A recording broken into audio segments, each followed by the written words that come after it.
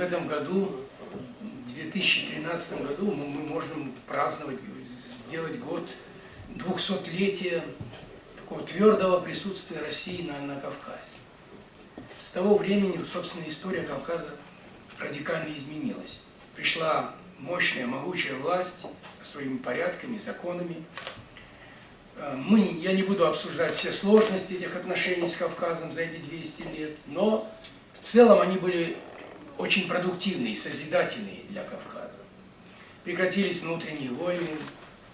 Баку только благодаря российскому и международному капиталу превратился в гигантский индустриальный центр. Это, конечно, не заслуга там этносов, которые населяли, так сказать, этот небольшой Абшеронский полуостров. Это детище российской индустриализации того времени. Ну, прошло много времени, и Россия, хотя и все изменилось, все после 1991 года все поменялось, конечно, но Россия должна присутствовать на Кавказе. Россия не может не присутствовать на Кавказе. К сожалению, то, что мы наблюдаем, не имеет никаких, не выдерживает никакой критики. Тот договор, который был заключен Медведевым с Баку относительно границы между Россией и Азербайджаном за счет, собственно говоря, территории лезгинского народа, за счет воды Самура, передать им, вернуть им распределительный узел. Я сейчас не буду в детали даваться, но этот договор просто необъясним. Необъясним. Если бы Россия была вот такой маленькой, жалкой страной с серьезными экономическими проблемами, а Азербайджан был бы великим сырьевым государством, я не знаю, с огромной историей, тогда это было бы легко объяснимо. Уступки слабого по отношению к сильному, в общем-то, объяснимы в истории дипломатии. Но обратно, когда великая страна делает такие совершенно бесплатные, уступки, это необъяснимо. За этим последовало оскорбительное, вы знаете, желание поменять договор РЛС Габалинской. Вместо 7 миллионов нам предложили платить там несколько сот миллионов. Россия, конечно, с возмущением отказалась от этого договора, потеряв это РЛС. Но потеряла РЛС, может быть, достойно отказалась. Но результат-то плачевный этого всего.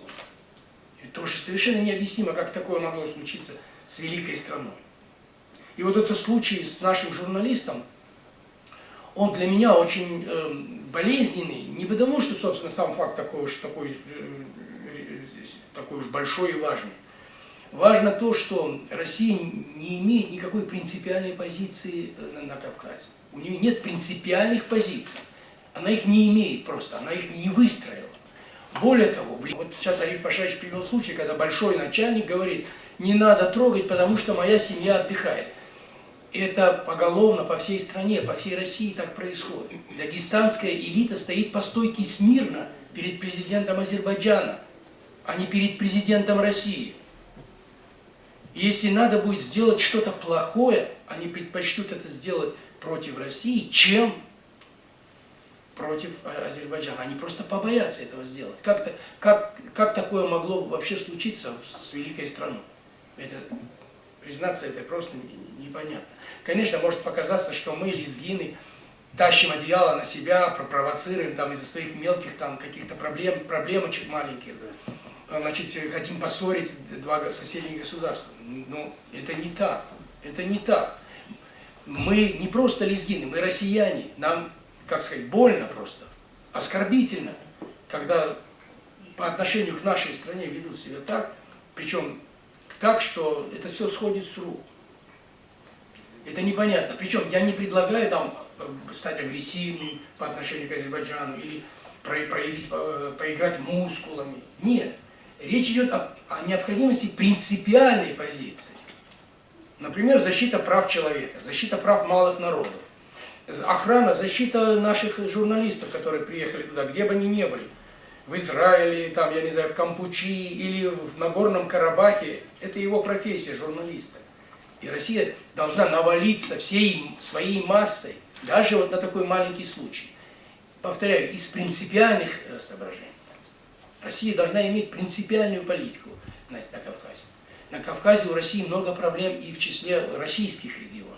И мы это знаем. Чечня, Ингушетия, Дагестан, вот Олимпийские игры, Абхазия, Южная Осетия. Все это сложные вопросы. Но я убежден, что основная проблема и все сложности обусловлены именно тем, что у нас нет принципиальной позиции на Кавказе. В целом, на Кавказе в целом. Но ведь ее несложно выработать, а потом нужно просто следовать этой принципиальной позиции. Просто принципиально следовать. Разве так возможно, что представитель Дагестана при посольстве России в Азербайджане не отвечает ни на какие звонки? Но это же, я не знаю, может быть считается, что это оскорбительно для лезгин? Ну да, оскорбительно. Но неужели это не оскорбительно для России в целом? Непонятно. Поэтому я могу только в данном случае обратиться именно к руководству России, а не к Азербайджану. Азербайджан делает свое дело. И, может быть, даже и правильно делает.